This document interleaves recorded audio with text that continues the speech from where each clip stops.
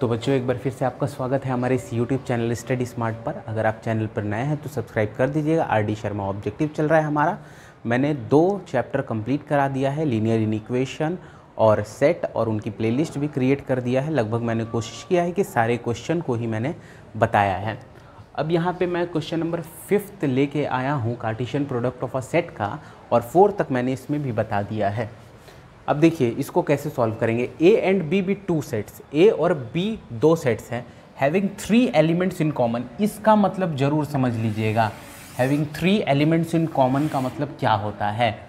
If n A is equal to 5 n B is equal to 6, then इसकी value आपको find करनी है। अब देखिए हैविंग 3 एलिमेंट्स इन कॉमन का क्या मतलब है। कॉमन, इसका कहने का मतलब है अगर हम एन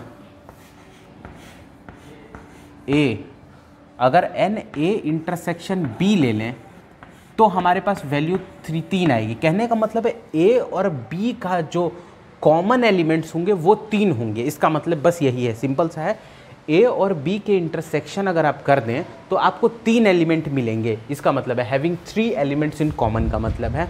तो अब अगर ये आपको दिया हुआ है तो इससे आप सिंपली आप फाइंड कर सकते हैं। देखिए ऐसे, एन ए में आपको 5 एलिमेंट्स दिए हुए हैं, एन बी में आपको 4 एलिमेंट्स दिए हुए हैं। तो आप एन ए क्रॉस बी की वैल्यू आप फाइंड कर सकते हैं इनको मल्टीप्लाई करके, क्योंकि फॉर्मूला होता है एन ए क्रॉस बी का n A cross n B. तो number of elements in A 5, number of elements in B is 4, that is equal to 20। तो इसकी वैल्यू हमारे पास 20 दी हुई है और इसकी वैल्यू 3 दी हुई है, हमें बताना है इसकी वैल्यू। चलिए आइए इसको अब सॉल्व कर लेते हैं। N A cross B, n A cross B intersection B cross ए।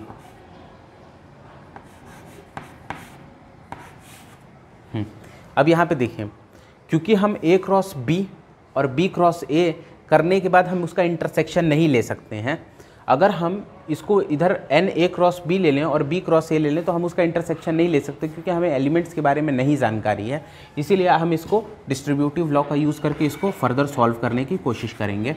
तो हमारे पास यहाँ पे देखिए ए इंटरसेक्शन बी हो जाएगा। यहाँ पे देखिए ए इंटरसेक्शन बी की हम वैल्यू जानते हैं, और एन का मतलब कि एन ए इंटरसेक्शन बी की भी वैल्यू जान जाएंगे हम। क्रॉस यहाँ पे लगा हुआ है, और नेक्स्ट में हमारे पास आया है देखिए ए इंटरसेक्शन बी हो गया, फिर बी इंटरसेक्शन ए हो जाएगा। अब देखिए, अब सिंपली हम ऐसे लिख सकते हैं, ए इंटरसेक्शन बी लिख सकते हैं हम इसको, और इस वाले को हम लिख सकते हैं मल्टीप्लाई लिख के एन। देखिए बी इंटरसेक्शन ले ए लिखिए या ए इंटरसेक्शन बी लिखिए, कॉमन पार्ट तो दोनों से ही मिलेगा, इसलिए मैं इसको भी ए इंटरसेक्शन बी लिख लेता हूँ। इसको निकालने की ज़रूरत नहीं थी, पर मैंने फिर भी निकाल के इसको आपको जनरल आइडिया के लिए मैंने उसको निकाल के बताया था। अब यहाँ पे देखिए ए इंटरसेक्शन बी की वैल्यू 3 आया है हमारे पास, तो यहाँ पे भी 3 रख देंगे, इंटू 3 रख देंगे, दैट इज़ आपके पास वैल्यू 9 निकल के आएगी, और इसका आंसर 9 होगा। तो ये बहुत ही सिंपल सा था, समझ में भी आया होगा। थोड़ी चीज़ें मैंने एक्स्ट्रा बता दिया है जिससे कि आपको ये चीज़ भी क्लियर हो जाए कि इसका एक्चुअल में मतलब क्या होता है। अब आइए एक और क्वेश्चन देख लेते हैं, क्वेश्चन नंबर 6।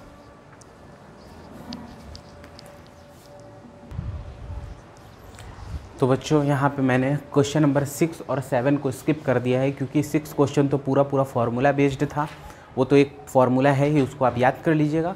और उसके बाद जो क्वेश्चन नंबर 7 था वो भी बहुत ही ज़्यादा इजी था।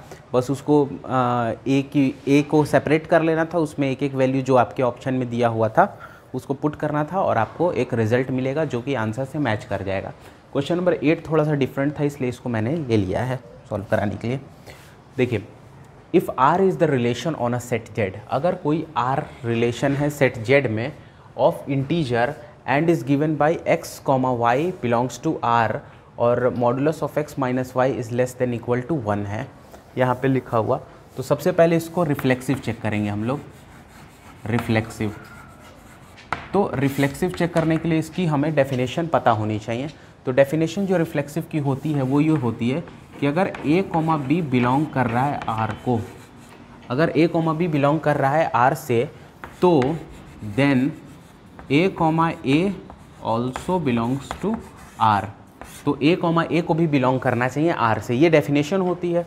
उसी तरह से यहाँ पे करेंगे, देखिए a b लिखा था तो b को हटा के दोनों जगह a लिख दिया गया, मतलब पहला ही वाला दोनों जगह लिख दिया गया। वही काम हम इसके साथ करेंगे। तो देखिए हमारे पास x minus Y is less equal 1 था, तो देखिए x माइनस वाई है, तो दोनों जगह हम लोग x माइनस वाई की जगह पे x लिख देंगे, क्योंकि अगर मैं देखूँ तो x कॉमा वाई के टर्म में ये लिखा हुआ है, लेकिन हमें चाहिए x कॉमा एक्स के टर्म में। तो x कॉमा एक्स की जगह पे तो यहाँ पे हमें क्या लिख देना होगा, उस हिसाब से यहाँ पे हमें लिख देना होगा x माइनस एक्स लिखना होगा। अब जब हम लोग x माइनस एक्स लिखते हैं तो इधर वैल्यू हमारी 0 आ जाती है। 0 के ऊपर मॉडुलस का तो कोई वर्क होता नहीं है, तो 0 इस ऐसा आ जाता है। क्या ये ट्रू स्टेटमेंट है? हाँ ये ट्रू है, क्योंकि 0 1 से बड़ा है, सॉरी 1 0 से बड़ा है, तो ये ट्रू स्टेटमेंट है। इसका मतलब ये रिफ्लेक्सिव होगा। यहाँ पे हमारा टिक लग जाता है कि ये रिफ्लेक्सिव तो होगा। अब हम लोग चेक कर लेते हैं सिमेट्रिक को। अब देखिए सिमेट्रिक को अगर हमें चेक करना है तो हमें डेफिनेशन पता होनी चाहिए। बहुत ही आसान है, आप मिरर को रख दीजिए a कॉमा b के पास, और आपको जो मिरर में इमेज मिलेगी वही सिमेट्रिक हो जाएगी, मतलब b कॉमा a आपको मिलेगी और वो R से बिलोंग करना चाहिए। तो अब हमें यही चेक करना है, मतलब कि अब इसमें देखिए x कॉमा वाई जहाँ पे था उसको हम पलट के y कॉमा एक्स लिख देंगे। तो देखिए x माइनस वाई लिखा हुआ था, तो x माइनस वाई लिखा था, हम y माइनस एक्स कर देते हैं, is less than equal to 1। तो क्या ये बदलेगा? मॉडुलस लगा हुआ है तो माइनस आप फिर से कॉमन लेके इसी चीज़ को x माइनस वाई फिर से लिख सकते हैं, is less than equal to 1। इसका मतलब है कि ये दोनों सेम है, इसका मतलब ये भी ट्रू हो गया। तो ट्रू अगर हो गया तो सिमेट्रिक भी होगा, सिमेट्रिक है ये, इस पर भी टिक लग गया हमारा। अब बात आती है ट्रांजिटिव चेक करने की। अब इसी को देखते हुए थोड़ा सा मैं इधर इरेज करूँगा, जगह थोड़ा सा कम है। तो रिफ्लेक्सिव हो गया है, सिमेट्रिक भी हो गया है, ध्यान रखिएगा। रिफ्लेक्सिव मैंने यहाँ पे मिटा के लिख दिया, रिफ्लेक्सिव हमारा प्रूव हो गया, सिमेट्रिक प्रूव हो गया।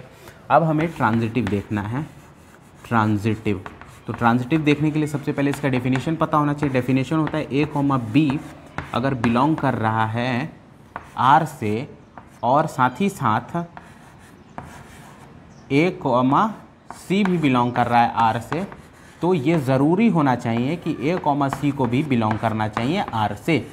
तो इसी प्रॉपर्टी का यूज़ करेंगे। अब यहाँ पे देखिए हमारे पास ऑर्डर्ड पेयर जो दिया हुआ है वो x कॉमा वाई के फॉर्म में दिया हुआ है। क्योंकि हमें अपने मन से एक वैल्यू c को भी डालना है, तो क्यों ना हम x कॉमा वाई को भी बदल दें, x कॉमा वाई की जगह पे भी कुछ वैल्यू डाल दें। तो आइए डाल देते हैं, x कॉमा वाई की जगह पे हम लोग डाल देते हैं 1 कॉमा 2।